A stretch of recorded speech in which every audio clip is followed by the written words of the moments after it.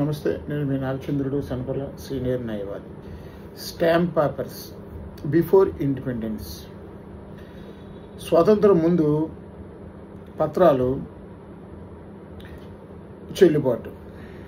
1947కు ముందు బ్రిటిష్ కాలంలో నమోదైన పత్రాలు కూడా ఈరోజు కోర్టులో చెల్లుబాటు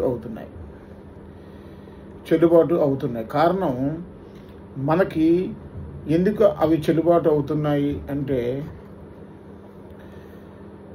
ఆ కాలం నాటి చట్టాలు, రిజిస్ట్రేషన్ యాక్ట్ 1908, ఎవిడెన్స్ యాక్ట్ 1872 ఇప్పటికీ అమల్లోనే ఉన్నాయి.